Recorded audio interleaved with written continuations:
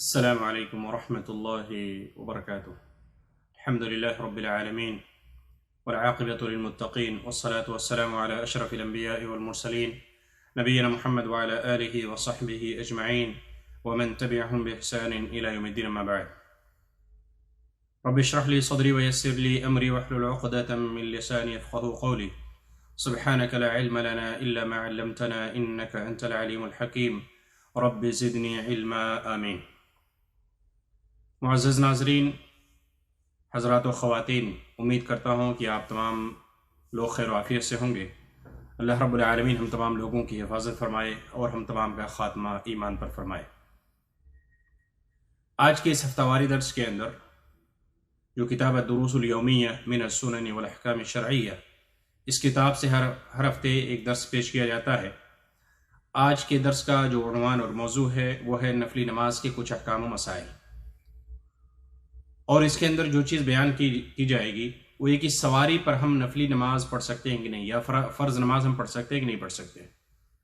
فرائض کے علاوہ، فرض نمازوں کے علاوہ جو نمازیں بھی ادا کی جاتی ہیں ان کو نفل نماز کہا جاتا ہے، اور ان نفل نمازوں کو ادا کرنے کی ہمیں کوشش کرنی چاہیے، چاہے وہ سنت موقدہ ہو یا غیر موقدہ ہو، اس لیے کہ اللہ کے نبی صلی اللہ علیہ وسلم نے حدیث کے اندر بیان فرمایا، جیسا کہ ابو داؤد اور دیگر حدیث کی کتابوں کے اندر موجود ہے، کہ قیامت کے دن جب بندے کے اعمال کو وزن کیا جائے گا، اس کے اندر کچھ کمیاں رہ جائیں گی، تو اللہ تعالیٰ کہے گا کہ انظروا لعبادی حل من تطوع، کہ میرے بندے کے نام اعمال میں دیکھو کہ کوئی نفلی عبادت ہے کہ نہیں ہے، کوئی نفلی عبادت ہے کہ نہیں ہے، تو پھر ان نفلی عبادتوں کے ذریعے سے اس کمی کو پورا کر دیا جائے گا۔ تو اس لیے ہمیں چاہیے کہ ہم نفلی عبادتوں کے اندر بھی کوتاہی نہ کیا کریں، جان بوجھ کر سنت موقدہ ترک نہ کریں، جان بوجھ کر ہم سنتوں سے غافل نہ ہوں، بلکہ اس کو ادا کرنے کی ہر ممکن کوشش ہمیں اور آپ کو کرنی چاہیے۔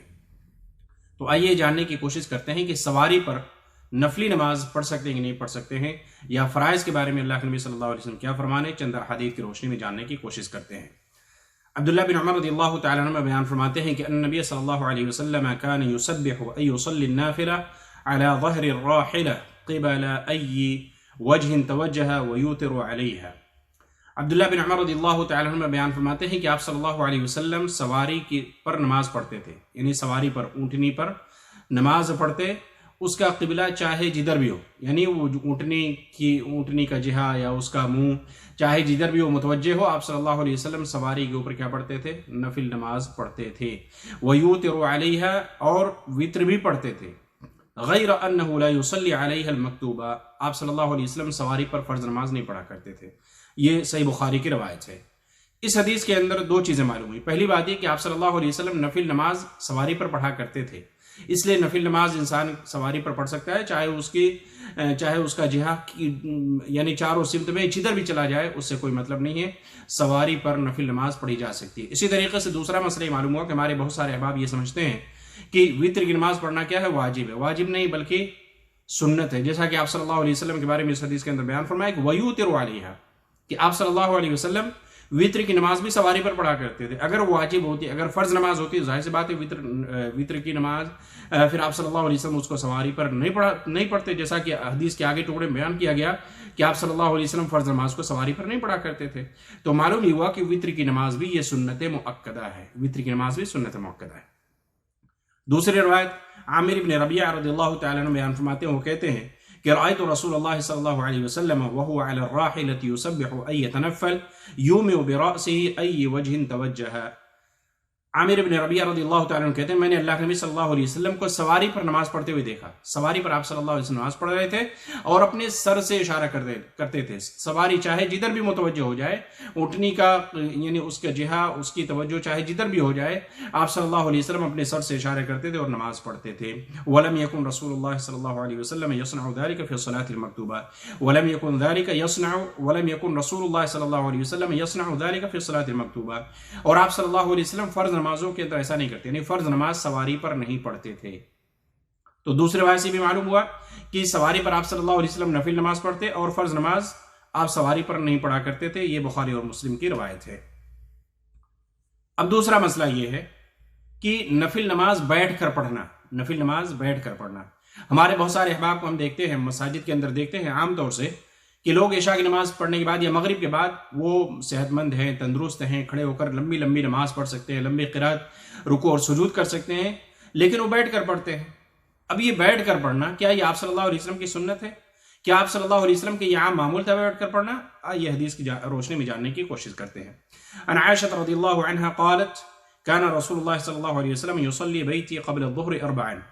لمبی روایت ہے، عبداللہ بن شقیق رضی اللہ تعالیٰ عنہ کہتے ہیں، عبداللہ بن شقیق کہتے ہیں میں نے عائشہ رضی اللہ تعالیٰ عنہ سے سوال کیا کہ آپ صلی اللہ علیہ وسلم کی نفلی نمازیں کیسے ہوا کرتی تھیں؟ تو انہوں نے جواب دیا، لمبی حدیث ہے، بیان کرتے ہیں کہ آپ صلی اللہ علیہ وسلم ظہر سے پہلے 4 رکعت میرے گھر میں پڑھتے، پھر آپ لوگوں کو نماز پڑھانے کے لیے نکلتے، پھر آپ گھر میں داخل ہوتے، پھر 2 رکعت یعنی سنت موقدہ گھر میں ادا کرتے، اور مغرب کی نماز لوگوں کو پڑھانے کے لیے نکلتے، پھر مغرب کے بعد کی جو سنت موقدہ ہے وہ گھر میں داخل ہوتے اور آپ صلی اللہ علیہ وسلم پڑھتے تھے۔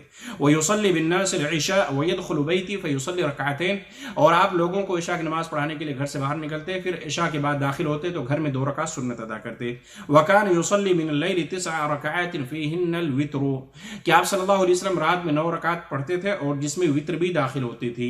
وکان یصلی لیلا طویلا قائما ولیلا طویلا قاعدا، اور آپ صلی اللہ علیہ وسلم کھڑے ہو کر جب پڑھتے تو بہت لمبی نماز پڑھتے، لمبی قرات، لمبا رکوع اور سجود ہوتا، اور کھڑے ہو کر ہی رکوع اور سجود کرتے، اور جب آپ صلی اللہ علیہ وسلم بیٹھ کر تلاوت کو یا نماز کو شروع کرتے تو بیٹھ کر رکوع اور سجدہ بھی آپ صلی اللہ علیہ وسلم کرتے تھے۔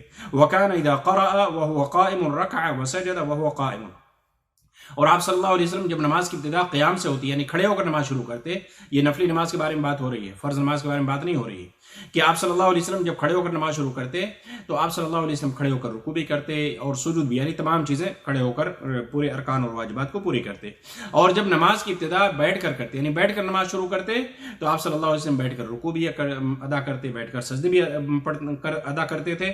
وکان اذا طلع الفجر صلی رکعتین، اور جب فجر طلوع ہو جاتی تو آپ صلی اللہ علیہ وسلم 2 رکعت پڑھ لیتے تھے۔ اس حدیث کو امام مسلم رحمۃ اللہ علیہ نے بیان فرمایا ہے۔ دوسری حدیث عبداللہ بن عمر رضی اللہ تعالیٰ عنہ کی ہے، وہ کہتے ہیں کہ ان رسول اللہ صلی اللہ علیہ وسلم قال صلاۃ الرجل قاعدا نصف الصلاۃ، اخرجہ مسلم، صحیح مسلم کی روایت ہے کہ آدمی کی بیٹھ کر جو نماز پڑھی جاتی ہے وہ کھڑے ہو کر نماز پڑھنے سے کے مقابلے میں اس کو آدھا اجر ملتا ہے۔ ایک آدمی کھڑے ہو کر نماز پڑھتا ہے، نفل نماز کی بات ہو رہی ہے، فرض نماز کی نہیں بات ہو رہی ہے، کھڑے ہو کر نماز پڑھتا ہے، اور ایک آدمی بیٹھ کر نفل نماز پڑھتا ہے، جواز ہے، پڑھ سکتا ہے، لیکن دونوں کے اجر میں کتنا فرق ہے؟ آدھے کا فرق ہے۔ کھڑے ہو کر جو پڑھتا ہے اس کے مقابلے میں بیٹھ کر پڑھنے والے کو آدھا ثواب ملے گا، آدھا اجر ملے گا۔ اب یہاں پہ کچھ مسائل جاننے کی کوشش کیجیے۔